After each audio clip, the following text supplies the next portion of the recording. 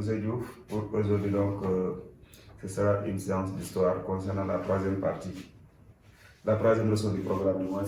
Et c'est la leçon intitulée La Chine de 1945 aux années 90. Alors, donc, quand on parle de l'histoire de la Chine, c'est la Chine donc, du point de vue de la création donc, de la première République populaire de Chine. Et cette première République populaire de Chine donc, a été sous l'ère Mao, donc de 1949 jusqu'en 1976. Mais avant, donc, on est dans un contexte de fin de la Seconde Guerre mondiale, c'est-à-dire 1945, c'est la fin de la Deuxième Guerre mondiale. Et les années 90, donc, on est vers la fin de la guerre froide. Donc, 1945, la Chine donc, était rangée du côté du camp des Alliés. Donc, la Chine faisait partie des Alliés qui faisaient face à l'Axe. Alors, après donc, le retour du Japon, c'est-à-dire le Japon qui a été battu durant la Deuxième Guerre mondiale et qui capture le 2 septembre 1945, va se retirer de la Chine. Et la Chine maintenant va encore plonger dans une nouvelle guerre civile qui oppose donc deux camps, c'est-à-dire les nationalistes, la guerre civile donc, qui oppose les nationalistes et les communistes. Donc, les nationalistes et les communistes donc, qui vont entrer en guerre civile. Donc, la guerre civile donc, entre les nationalistes et les communistes. Entre les nationalistes et les communistes. Les nationalistes et les communistes. Alors, cette guerre civile qui avait commencé depuis 1927, donc face à l'ennemi, les communistes et les nationalistes donc, vont se regrouper pour faire face à l'ennemi qui est le Japon. Une fois le Japon battu durant la Deuxième Guerre mondiale, le Japon s'est pris de la Chine et la guerre civile maintenant reprend. Les nationalistes qui étaient dirigés par Chiang Kai-shek, donc à leur tête, il y avait Chiang Kai-shek,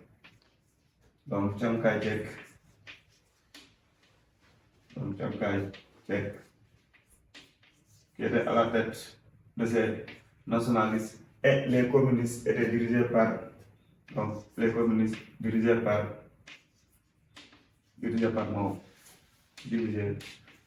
C'est tout. Mao. Donc, était à la tête de ces communistes. À l'issue de la guerre civile opposant donc les nationalistes et les communistes donc sont venus à bout de ces nationalistes, ils les ont battus.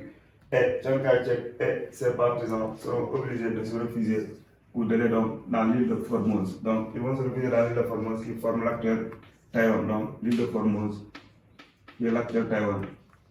Pour créer donc l'actuel Taïwan qui forme donc la République de Chine nationaliste. Donc, ils vont créer la République de Chine nationaliste. Et maintenant, Mao et ses partisans donc, vont proclamer le 1er octobre, dès le 1er octobre, donc, octobre 1945, 1er octobre 1945, c'est la proclamation de la première République populaire de Chine. Proclamation donc, de la République populaire de Chine. C'est la proclamation de la République populaire de Chine, RPC. Donc, cette République populaire de Chine donc, sera proclamée par Mao Zedong dès le 1er octobre 1949. Du moins, c'est donc le 1er octobre 1949. Et la Chine maintenant devient un pays socialiste parce que la Chine étant du camp des alliés maintenant à l'URSS, la Chine devient communiste. Donc, on n'a pas de République populaire de Chine qui est une Chine communiste donc alliée à l'URSS. Et à partir de ce moment, donc, la Chine va adopter le modèle social, donc tout le début de la RPC à la mise en place du régime socialiste. Et le début de la RPC, donc, ça va commencer donc, à partir de 1949 jusqu'à 1953. Donc 49 avec la proclamation le 1er octobre 1949 de la République populaire de Chine par Mao Zedong. Donc la Chine va adopter le modèle soviétique en recopiant donc les caractéristiques donc, de ce système du socialisme où il y a la dictature et il y a donc par rapport aux activités économiques une collectivisation des moyens de production et d'échange. Alors, une fois au pouvoir, donc, il y aura des réformes qui vont adopter et ces réformes donc, seront appliquées.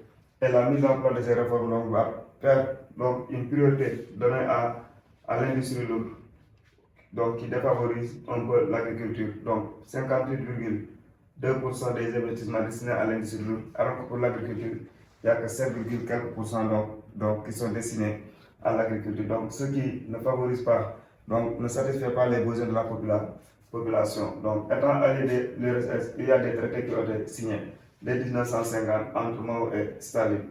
Donc, il y a la signature d'un traité d'alliance, donc sur le plan économique, mais aussi sur le plan technique. Et l'URSS va apporter donc une aide technique et une aide financière donc pour le développement donc, du pays, c'est-à-dire l'amélioration des conditions et des progrès au niveau de ce pays. Maintenant, les réformes qui sont appliquées sont des réformes au plan économique, mais également des réformes au plan social et au plan politique. Au plan économique, on va assister à la mise en place donc, du premier plan quinquennal. Donc, le premier plan quinquennal, donc, un plan qui va durer pendant 5 ans, un plan donc, quinquennal. Donc, le premier plan quinquennal de 1953 à 1957. Donc 1953-1957, c'est le premier plan quinquennal. Alors, ce premier plan quinquennal apporte des réformes au plan économique. La priorité est donnée à l'industrie lourde au détriment donc, de l'agriculture. Plus d'investissement ou plus de financement dans l'industrie lourde, 58%, et l'agriculture qui traîne avec environ 7% donc, des dépenses. Au niveau économique, il va collectiviser les moyens de production, c'est-à-dire l'ensemble des entreprises donc, étrangères seront nationalisées, de même que les entreprises qui appartenaient à l'aristocratie, donc il va les collectiviser. Donc c'est un modèle socialiste caractérisé par la collectivisation donc, des moyens de production. Donc il va collectiviser les moyens de production, collectivisation donc, des moyens de production, la collectivisation des moyens de production. Et ces moyens de production, c'est soit les terres ou les entreprises, donc des moyens de production. Les terres donc seront redistribuées aux paysans et les entreprises doivent donc devenir des biens publics appartenant donc à toute la communauté. Et en 1956, donc, on est à une redistribution d'environ 47 millions d'hectares qui ont été distribués à 300 millions donc, de paysans. Et environ donc, un regroupement donc, des familles paysannes, 120 millions de familles paysannes donc, se retrouvent organisées en coopérative. Parce qu'avec le modèle soviétique, on est à la formation de coopératives agricoles et de fermes agricoles. Les coopératives donc, agricoles, avec les colcos et les sovcos de l'Union soviétique, donc la Chine adopte ce modèle en copiant donc, du modèle soviétique avec la collectivisation donc, de ces terres. Au niveau social, il y a des réformes, donc, des immenses efforts donc, qui ont été fournis dans le domaine de la santé, dans le domaine de l'éducation, pareil. Alors, au niveau social, il y aura donc des lois qui seront votées par rapport donc, au mariage précoce, donc pour réduire les inégalités au sein de la société aussi. Il y aura donc certains engagements donc, concernant le domaine social. Maintenant, au niveau politique, des réformes donc, avec une nouvelle constitution qui sera adoptée en 1954. Donc, cette nouvelle constitution adoptée va être donc avoir des caractéristiques qui ressemblent à celles donc, de l'Union soviétique. Il y aura encore une liberté des droits fondamentaux, donc tel que le droit à l'expression, ou une campagne de sans-fleurs qui sera ouverte à partir de 1956, donc laisser les Chinois donc s'exprimer. Mais vite, il va fermer cette campagne parce que le parti unique, le parti communiste donc chinois, qui est le parti unique, a été critiqué par les intellectuels.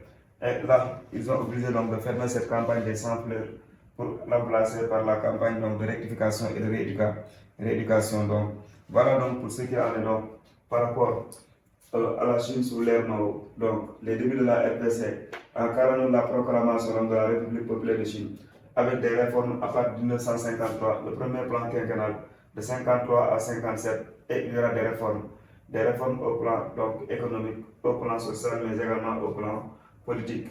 Et la mise en place de ce régime socialiste qui sera renforcée par une nouvelle constitution qui sera adoptée, et cette constitution avec maintenant des libertés fondamentales qui seront accordées avec la campagne des sans-fleurs qui sera lancée, mais très vite qui sera refermée par une campagne de rééducation et de rectification. Voilà ce qui en est donc pour la première partie donc concernant la Chine donc sous les mots. Et en deux, ce sera donc le grand mot en avant et le réajustement. Donc pour la deuxième partie, donc, on va développer sur le grand